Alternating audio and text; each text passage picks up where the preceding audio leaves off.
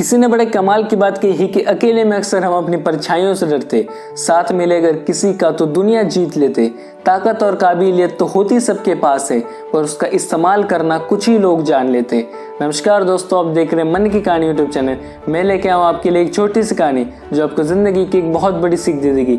चलिए दोस्तों, कहानी को शुरू करते हैं। दोस्तों, ओकोयो नाम का एक जापानी लड़का था।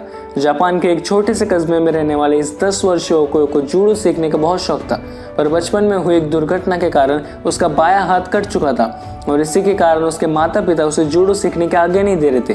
पर अब वो बड़ा हो रहा था और उसकी जिद भी बढ़ती जा रही थी और आखिर में उसके माता पिता को हार माननी पड़ी और वो ओकोयो को नज़दीकी शहर के एक मशहूर मार्शल आर्ट्स गुरु को दिखाने चले गए।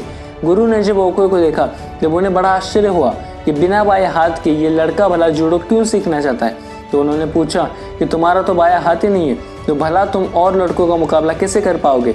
तो ओकोयो ने कहा, ये बताना तो आपका काम है, मैं तो बस इतना जानता हूँ कि मुझे सभी को हराना है और एक दिन खुद सेंसेई यानी कि मास्टर बनना है।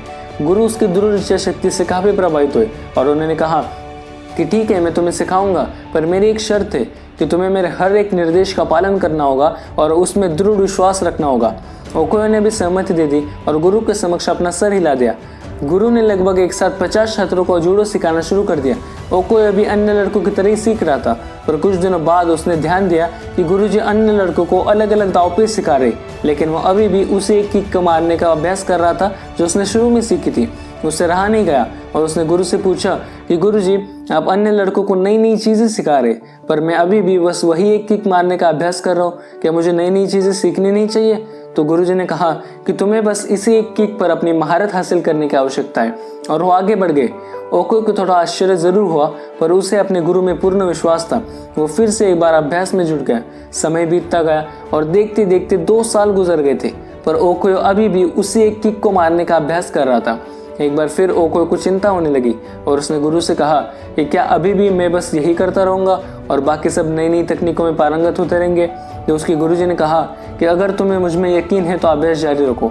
ओकोयो ने गुरु की आज्ञा का पालन करते हुए बिना कोई प्रश्न पूछे अगले 6 साल तक उसी एक किक का अभ्यास जारी रखा। सभी को जूडो सीखते सीखते लगभग 8 साल हो चुके थे और तभी एक दिन गुरुजी ने सभी शिष्यों को बुलाया और उनसे कहा कि मुझे आपको जो ज्ञान देना था वो मैं दे चुका और अब गुरुकुल की परंपरा के अनुसार सबसे अच्छे शिष्य का चुनाव एक प्रतिस्पर्धा के माध्यम से किया जाएगा और इसमें विजयी होने वाले शिष्य को सेंसेई यानी कि मास्टर की उपाधि से सम्मानित किया जाएगा। तो प्रतिस्पर्धा आरंभ हुई। गुरुजी ने ओकोयो को उसके पहली मैच में हिस्सा लेने के लिए आवाज़ दी। ओकोयो ने लड़ना शुरू किया और वो खुद से आश्चर्यचकित था कि उसने अपने पहले 2 मैच बड़ी आसानी से जीत लिए थे।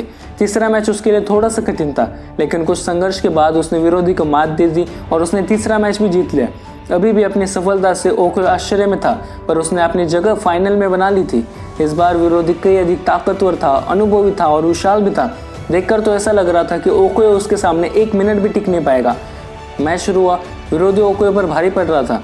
रेफरी ने मैच रोककर विरोधी को विजेता घोषित करने का भी प्रस्ताव रखा, लेकिन तभी गुरुजी ने उसे रोकते हुए कहा कि नहीं, मैच तो पूरा चलेगा। मैच फिर से एक बार शुरू हो चुका था। विरोधी आत्मविश्वास से भरा हुआ था, पर अब वो ओकोयो को कम आंक रहा था और इसी दम में आकर उसने एक भारी गलती कर दी। उसने अपना गार्ड छोड़ दिया। ओकोयो ने इसी का फायदा उठाते हुए 8 साल तक वो जिस किक की प्रैक्टिस कर रहा था उस किक को उसने पूरी ताकत और सटीकता से विरोधी के ऊपर जड़ दिया और उसे जमीन पर धराशायी कर दिया। उस किक में इतनी शक्ति थी कि विरोधी वही मूर्छित हो गया और ओकोयो को विजेता घोषित कर दिया गया। मैच जीतने के बाद ओकोयो ने गुरु से पूछा कि सेंसेई, भला मैंने यह प्रतियोगिता सिर्फ एक मूव सीख कर कैसे जीत ली। तो गुरुजी ने उत्तर दिया कि तुम 2 वजह से जीते हो। पहला कि तुमने जूडो की एक सबसे कठिन किक पर अपनी इतनी मास्टरी कर ली कि शायद इस दुनिया में और कोई व्यक्ति इतनी दक्षता से इस किक को मार पाएगा, और दूसरा कि इस किक से बचने का सिर्फ एक ही उपाय है और वह उपाय यह है कि विरोधी के बाएं हाथ को पकड़कर उसे जमीन पर गिरा दो, पर तुम्हारा तो बायां हाथ ही नहीं है। ओकोयो समझ चुका था कि आज उसकी सबसे बड़ी कमजोरी उसकी सबसे बड़ी ताकत बन चुकी है। इसीलिए कहते हैं दोस्तों कि अपनी कमी को कभी अपनी कमजोरी मत बनने देना, क्योंकि गिलेरी के डरपोक होने की वजह से वो सबसे चपल और तेज होती है। दोस्तों, छोटी सी कहानी में एक बहुत बड़ी सीख दे जाती है कि ह्यूमन बीइंग होने का मतलब ही होता है इम्परफेक्ट होना। इम्परफेक्शन अपने आप में बुरा नहीं होता, बुरा होता है हमारा उससे डील करने का तरीका। अगर ओकोयो चाहता तो अपने बाएं हाथ के ना होने के कारण रोना रोकर एक अपाहिज की तरह जीवन बिता सकता था, लेकिन उसने इस वजह से कभी भी खुद को हीन नहीं महसूस होने दिया। उसमें अपने सपने को साकार करने की ध्रुव इच्छा थी। और यकीन मानिए कि जिसके अंदर ये इच्छा होती है, भगवान उसकी मदद के लिए कोई ना कोई गुरु जरूर भेज देता है। ऐसा गुरु जो उसकी सबसे बड़ी कमजोरी को उसकी सबसे बड़ी ताकत बनाकर उसके सपने को साकार कर सकता है। दोस्तों, उम्मीद करता हूँ कि आपको ये छोटी सी कहानी पसंद आई होगी। अगर आपको कहानी पसंद आई हो तो आप नीचे लाइक करके हमें बता सकते हैं। मैं मिलूंगा आपसे हर मंगलवार और शनिवार को। तब तक देखते रहेगा मन की कहानी मोटिवेशनल चैनल को। धन्यवाद।